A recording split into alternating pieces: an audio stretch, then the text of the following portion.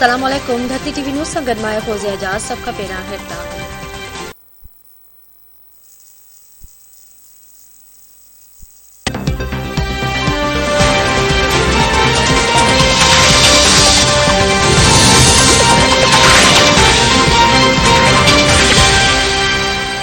मुझे सबसे ज्यादा हैरत मौलाना फजलुर रहमान पे हो रही है। वो तो बिफरे पड़े हैं, वैशी जट पड़ने पड़े हैं।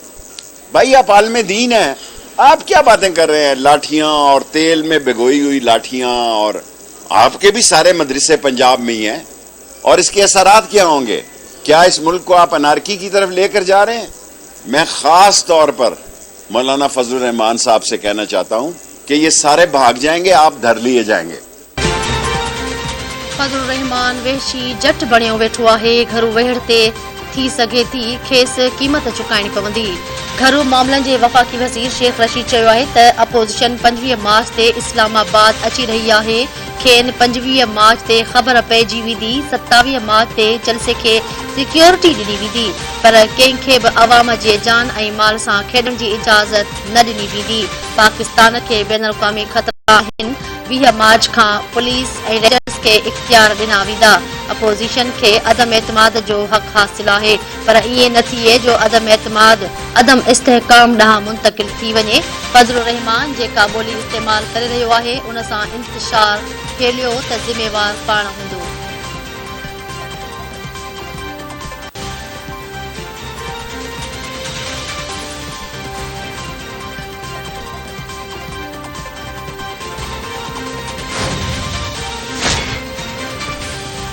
वफ़ाक़ी हुकूमत नाकाम थी चुकी आहे। मुतहदा जे मुतालबनि ते एतिराज़ नाहे। संदन मुतालबा मंज़ूर आहिनि। सिंध जे वॾे वज़ीर सैयद मुराद अली शाह चयो आहे त MQM मुतालबनि जो पेपर ठाहे आई हुई। बिलावल भुट्टो चयो त मुतहदा जा अहिड़ा मुतालबा नाहिनि जिन ते एतिराज़ हुजे। बेएतमादी रिथ पुठियां किरोड़े पाकिस्तानी आहिनि। PDM जी लॉन्ग मार्च में शिरकत जो फ़ैसिलो पार्टी कंदी। वॾे वज़ीर मुराद अली शाह ख़िलाफ़ इस्लामाबाद जी एहतसाब अदालत में केस जी ॿुधणी। वॾो वज़ीर पेश। केस जी ॿुधणी 21 अप्रैल ताईं मुलतवी कई वई।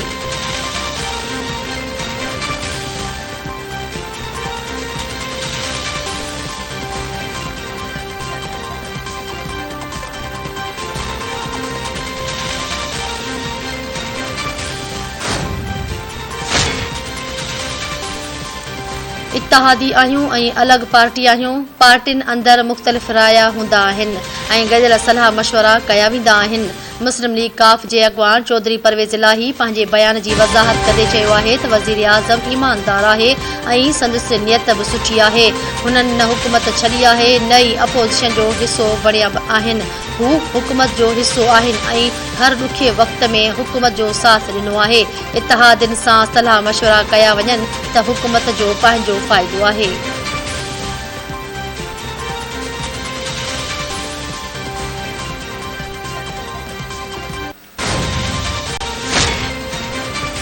नेब मोन्स इलाही जी गिरफ़्तारी वारनि ख़बरुनि ते वज़ाहती पधरनामो जारी करे छॾियो।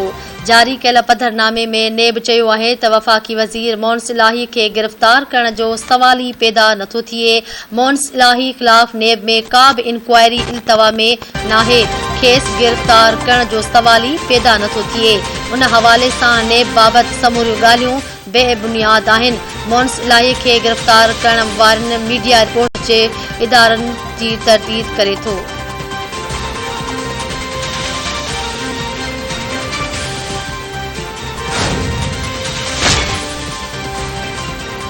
बेएतमादी रिथ खे कामयाब करण लाइ नून लीग हार्ड स्टैंडिंग करे पई। सुध समाज जे वफ़ाक़ी वज़ीर फवाद चौधरी चयो आहे त इलेक्शन कमीशन खे नून लीग खे नोटिस जारी करणु घुर्जे। इलेक्शन कमीशन खे नून लीग जे नज़र लॻी वई आहे। इलेक्शन कमीशन खे रुॻो तहरीक इंसाफ़ नज़र अची रही आहे।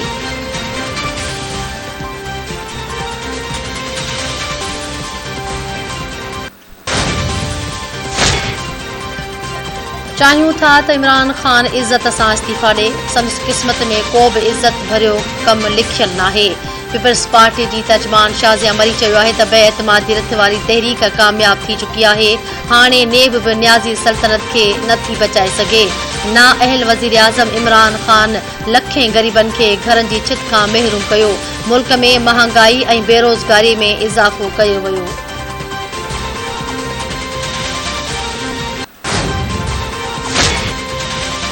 वज़ीर आज़म इमरान ख़ान अॼु सवा जे ग्रासी ग्राउंड में जलसे खे ख़िताब कंदो। वज़ीर आज़म जे जलसे में इम्कानी शिरकत ते इलेक्शन कमीशन खेसि नोटिस जारी करे छॾियो आहे। इमरान ख़ान खां सवाइ ख़ैबर पख्तूनख्वा जो वॾो वज़ीर महमूद ख़ान ऐं मुआसिलात जो वफ़ाक़ी वज़ीर मुराद सईद बि जलसे खे ख़िताब कंदा। इलेक्शन कमीशन वज़ीर आज़म खे नोटिस जारी कंदे हिदायत कई आहे त मकानी चूंडुनि जे शेड्यूल जे ऐलान खां पोइ को बि पब्लिक ऑफिस होल्डर कंहिं बि जलसे में शिरकत या तरक़ियाती मनसूबनि जो ऐलान नथो करे सघे।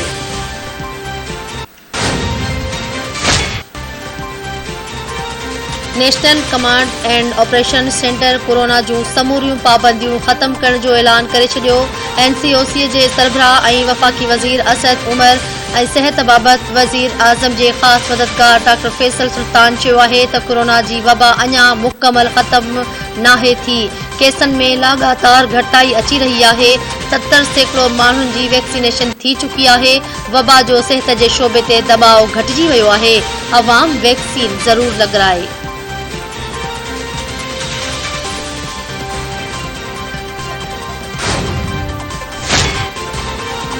मुल्क में कोरोना विघे वधीक 4 मरीज़ हयाती विञाए वेठा।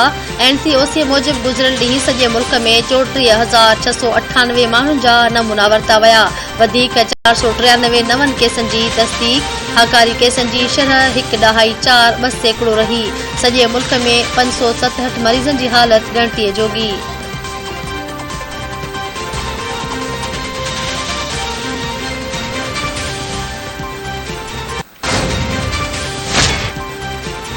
सॻियूं भरिसां जीउ झोरींदड़ वाक़ियो। घर खे बाहि लॻण सबबि भाउ भेण समेत 3 ॿारहा सड़ी फोत। हिकु ॿारो ज़ख़्मी थी पियो। सॻियूं भरिसां ॻोठु शाहनवाज़ भट्टी में रियाज़ हुसैन भट्टी जे घर खे ओचितो बाहि लॻी वई। मासूम ॿारड़े समेत हिकु ई घर जा 4 ॿारहा सड़ी पिया। ॿिनि ॿारनि महदी संदसि भेण आरफा भट्टी ऐं वकार ज़ख़्मनि जी सट न सहंदे साह ॾेई छॾियो। ॿिनि भाइरनि वकार ऐं मोहम्मद अवैस जी हालत ॻणतीअ जोगी। फोती भाउ भेण जा लाश घर पहुचण ते कोहराम अची वियो। घर भातियुनि खे बेहोशीअ जा दौरा पइजी विया। इलाइक़े में सोग वारी सूरतहाल।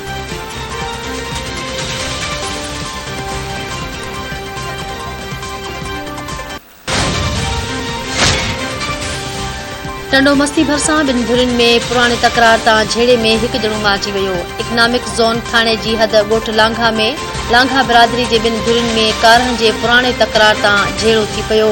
फायरिंग जे नतीजे में गोलियूं लॻण सबबि हिकु ॼणो मोहम्मद हसन लांघा थॾे ते ई मारिजी वियो। संदसि भाउ अली गुल लांघा सख़्तु ज़ख़्मी थी पियो। ज़ख़्मीअ खे ॻणतीअ जोगी हालत में सिविल अस्पताल ख़ैरपुर मुंतक़िल कयो वियो।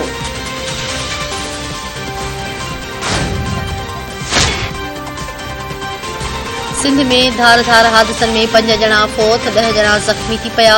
ख़ैरपुर भरिसां ठेड़ी बाईपास वटि टायर ब्रस्ट थियण सबबि ट्रक कल्टी थी वई। हिकु पोरियत मंज़ूर अहमद थॾे ते ई दम ॾेई छॾियो।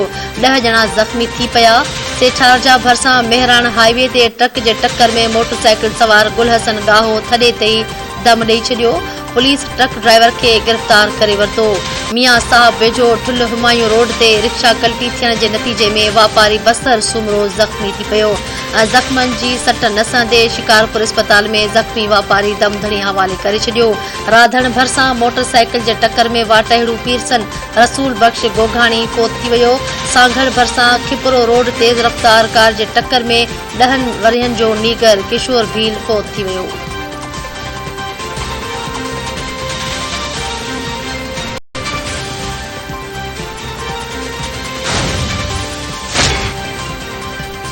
पिंगरियो भरिसां नौजवान वाटर में किरी ॿुॾी फोत थी वियो। ॻोठु आलम ख़ान खोसो में नौजवान मोहम्मद अशरफ खोसो पेर तिरकण जे करे वाटर में किरी पियो ऐं ॿुॾी फोत थी वियो।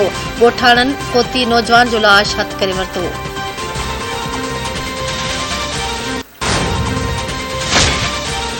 ख़ैरपुर भरिसां अगवा ॼाणायल नौजवान शाहज़ेब जांवरी बाज़ियाब थी घर पहुची वियो।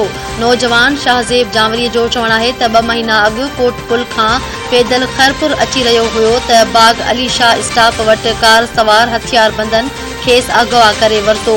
अगवा बाद खेसि हिकु वीरान जाइ ते रखियो वियो जिथे मत तशदुद कयो वेंदो हो। अगवा कार नशो ॾेई अब्दुल रहमान उनर थाणे जी हद में किलनि जे बाग में फिटो करे फरार थी विया। पोलैंड, चेक रिपब्लिक ऐं स्लोवेनिया जा वज़ीर आज़म ट्रेन ज़रिए यूक्रेन जी गादी वारे शहर पहुची विया।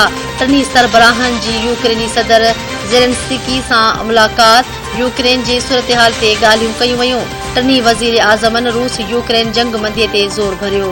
यूक्रेन जे गादी वारे शहर कीफ में ताज़नि हमलनि दौरान 4 ॼणा मारिजी विया। कीफ में 35 कलाकनि लाइ कर्फ्यू लागू कयो वियो।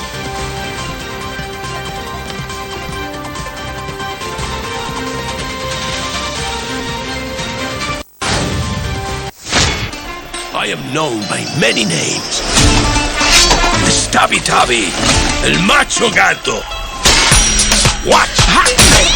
Watch!